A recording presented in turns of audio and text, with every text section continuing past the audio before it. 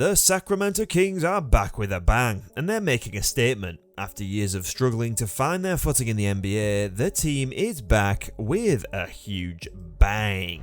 And we're here to break down just how they're doing it.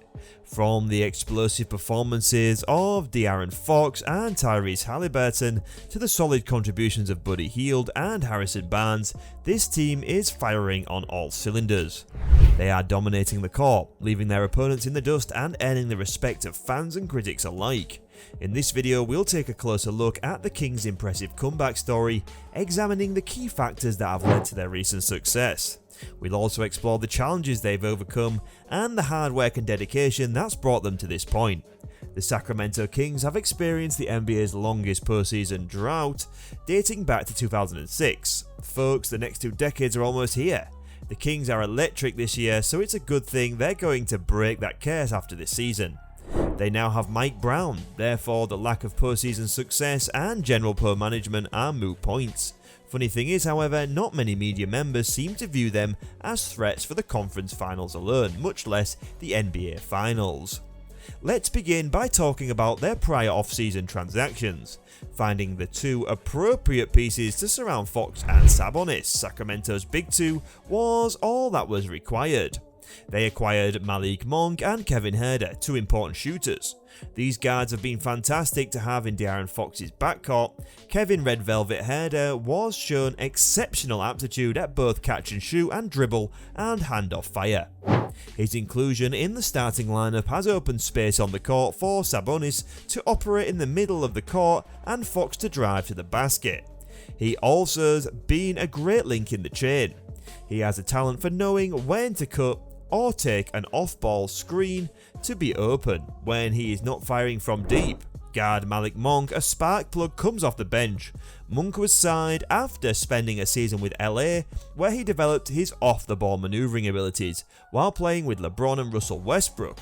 You become used to not constantly having the ball in your hands. Malik has had more difficulty making long shots this season than last, but 14 points and 4 assists off the bench are still quite a bit. These players are capable of maintaining constant activity while navigating the all-star tandem on the squad and paying attention to their new outstanding head coach. And I'm going to say right now that I believe there is a very obvious favourite to win Coach of the Year. This is Mike Brown. While the front management made wise decisions to improve the squad, it was the steady hand they ultimately found for their head coach position that unlocked this club. This squad functions as if Steph, Clay and Draymond have been playing together for as long as they have because of Mike Brown's professionalism and championship history. Brown has also taken his favourite basketball playbook, the Princeton offense, with him. While the Kings were last successful, or around 20 years ago, famed college coach Pete Carroll introduced the offensive framework to Sacramento. That's the speed in De'Aaron Fox's eyes. Swipper has been one of the quickest individuals in the league for years, so putting that person in a motion offense, opponents may as well sign someone like NFL's Tyreek Hill to try and stay with them. Fox has never been good from beyond the arc, but this year, inside game, it's unstoppable. He shoots 58% from beyond the arc and 80% inside 3 feet of the basket. You'd expect to see those efforts increase given his skill with a slash. Yet generally Fox has developed into the productive all-star the Kings has always thought he would be after being selected. Within minutes of a crucial situation, he's essentially committed himself to become the top operator this season. He continues to shoot well, with splits of 59% from 2 and approximately 36% from 3. A team needs someone like Fox to make shots when the pressure is on to maintain the 2 seed and home court advantage. What may he be able to achieve in an elimination game if he has been doing this all season? When it originally happened last year, the Haliburton-Sabonis deal was a source of intense controversy. Fox was more of a cutting scorer since Tyrese was budding star point guard who many believe could control the game. The Kings thus dispatched Haliburton to Indiana in search of a centre that could post goals and create plays. Sabonis has benefited from finally separating himself from the 2 dominant lineups that included him and Miles Turner. The big guy is precisely the kind of high intelligence athlete that Mike Brown brings out his best. He can play on the low block while keeping an eye on how the Princeton offense moves past him until he identifies the open player. With his skill at dribble handoffs, he also racks up assists. Red Velvet Sabonis, for example, may deliver the ball to Herder or other shooters and create the screen. Moreover, Sabonis has the deft touch around the rim needed to crash the basket and release his shot.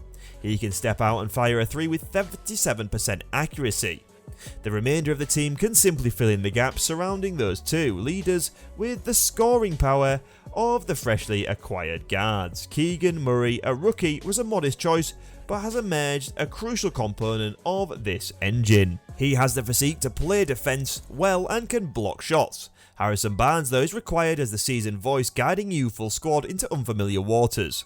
Like Mike Brown, Barnes and Della Vedova have experienced such lengthy postseason runs. The mentoring in the locker room will be important throughout the playoffs, even if their influence on the box score may not be as evident as it was in their initial years.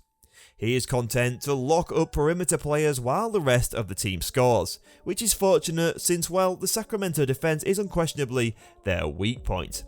They have unmatched firepower, but Mitchell's perimeter lacks barrier. It seems like it encapsulates the spirit of their star big man. While Sabonis is a wizard of offense, he used to Miles Turner covering the opposite end. Yet with this kind of attack, even an ordinary defensive player to perform will be sufficient. They could have to play Steph Curry or LeBron, who are lower seeds, but the West is unruly for a season. They currently have a split record against Denver, Dallas and Memphis in the regular season series. The games against both LA teams are actively being won by them. Fox and Sabonis mean business. If you are wanting to compete against teams led by players like Jokic, Luka and Ja, the Kings will destroy those bottom 10 offenses in the first round if they are paired up with groups like the Lakers or Timberwolves. Dallas traded away their defenders for Kyrie, so how are they going to stop that scoring? The pace, variety and smart coaching of the Kings makes them difficult for other teams to consistently match up against. Now, we want to hear from you. Do you think the Kings have what it takes to make it to the playoffs this year?